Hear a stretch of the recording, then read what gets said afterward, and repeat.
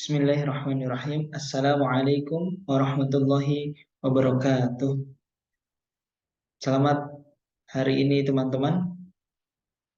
Saya Muhammad Yusuf Abdullah dengan NIM G1231102 dari Prodi Ilmu Al-Quran dan Tafsir Fakultas Agama Islam Universitas Muhammadiyah Surakarta.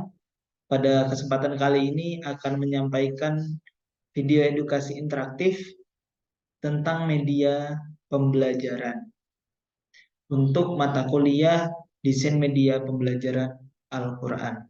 Oke teman-teman, apa itu media pembelajaran? Ini yang akan kita kulik kurang lebih ya. Nah, sebelum kita mengulik makin jauh, kita bagi dulu kata media pembelajaran ini menjadi dua. Yang pertama media, yang kedua pembelajaran. Pembelajaran akan kita bahas setelah ini. Yang pertama adalah media. Media ini asal katanya adalah medius, yang berarti tengah. Jadi kalau ada garis ini, media ini di tengah, medius. Atau dia juga bisa berarti perantara ataupun pengantar. Media secara garis besar adalah bisa manusia, bisa materi, atau kejadian yang membangun kondisi yang membuat peserta didik atau siswa mampu memperoleh pengetahuan, keterampilan, dan sikap. Gitu. Nah, dalam pembelajaran, metode dan media itu sangat penting. Pemilihan metode akan mempengaruhi jenis media pembelajaran yang akan digunakan. Jadi, ketika metode yang dipakai adalah A, maka medianya adalah ini. Ketika metodenya adalah B, maka medianya adalah ini. Kita lanjut kepada fungsi. Fungsi dari media. Yang pertama itu sebagai alat bantu, ya. Kedua sebagai sumber belajar.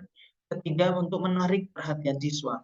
Kalau kita pernah lihat ada tuh video yang viral dosen yang menggunakan apa ya, kayak video animasi yang sudah dirancang gitu lalu ditampilkan di kelas gitu. Jadi seakan-akan videonya itu pokoknya sesuatu yang menarik lah gitu. Saya juga lupa detailnya seperti apa, cuma sempat pernah lihat video yang viral bahwa ada seorang dosen yang menggunakan video animasi yang sudah dirancang untuk penggunaannya dalam menyampaikan mata kuliah di dalam kelas gitu. Selanjutnya media juga untuk bisa menjadi mempercepat proses belajar mengajar gitu ya. Ada pembelajaran yang bisa menjadi lebih cepat dan efektif dengan hadirnya media. Dan yang terakhir juga bisa menjadi sesuatu yang mempertinggi mutu belajar. Sekarang kita beralih kepada ciri dari media. Apa aja ciri media? Setidaknya ada 3 ciri media. Yang pertama itu manipulatif, yang kedua fiksatif, yang ketiga distributif. Manipulatif adalah media memanipulasi waktu, ruang, dan jarak. Yang aslinya memerlukan durasi jangkauan panjang menjadi pendek dengan time lapse. Ada juga distributif. Distributif itu media pembelajaran memungkinkan objek atau kejadian ditransportasikan melalui ruang dan secara bersamaan disajikan kepada sejumlah besar siswa dengan stimulus pengalaman yang relatif sama. Yang ketiga adalah fiksatif. Media itu merekam, menyimpan, melestarikan, dan merekonstruksi suatu peristiwa ataupun objek. Setelah ciri dan fungsi media, kita membahas tentang jenis-jenis media. Ada berapa jenis media? Setidaknya ada 5 jenis media yang bisa kita bahas. Yang pertama, interaksi insani, baik komunikasi verbal ataupun non-verbal. Gitu. Yang kedua, realita. Yang ketiga, piktorial, dalam bentuk variasi gambar, diagram, ataupun simbol. Yang keempat, simbol tertulis. Dan yang terakhir itu ada rekaman. Itu juga bisa menjadi media. Munadi mengatakan media belajar ada 4. Visual, itu gambar ya. Audial yang didengar, audiovisual yang didengar dan dilihat, dan juga interaktif.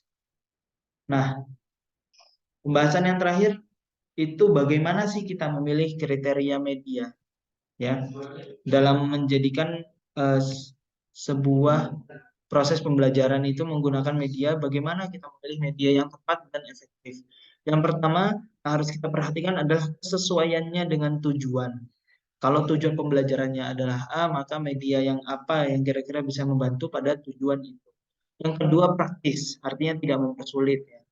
Media itu bisa dengan buku, buku atau berisi gambar, ini bisa jadi media pembelajaran.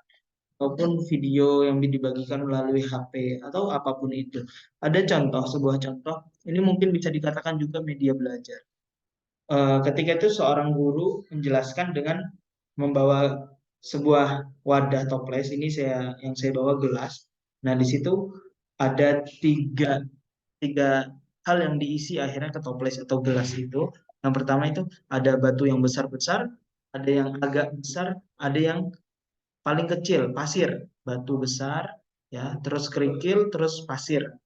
Nah, guru itu memberikan contoh yang diisi itu yang batu-batu besar dulu. Baru setelah itu kerikilnya dimasukin, baru setelah itu terakhirnya pasir, maka bisa penuh pas. Gitu. Tapi kalau yang diisi itu pertama pasir dulu langsung penuh segini kan, rapat ya. Habis itu dimasukin lagi kerikil, baru dimasukin batu besar ternyata tidak cukup. Nah, itu menjadi media. Sebelum dijelaskan pun sudah ada sesuatu yang tergambar di dalam kepala mahasiswa itu atau peserta didik itu ketika melihat apa yang dilakukan oleh dosennya. Baru setelah itu dari media yang telah digunakan baru di apa? Baru dijelaskan. Jadi media membantu mempercepat pemahaman juga. Terusan selain praktis, luas dan bisa bertahan. Terus ada juga pengelompokan sasaran dan juga mutu teknis. Ini pendapat menurut Arsyad. Itu kurang lebih tentang media pembelajaran yang bisa saya sampaikan. Cukup singkat, semoga nanti bisa ada tambahan feedback ataupun koreksi dari teman-teman dan semua yang melihat ini. Saya ucapkan terima kasih atas perhatiannya. Semoga sehat selalu. Wassalamualaikum warahmatullahi wabarakatuh.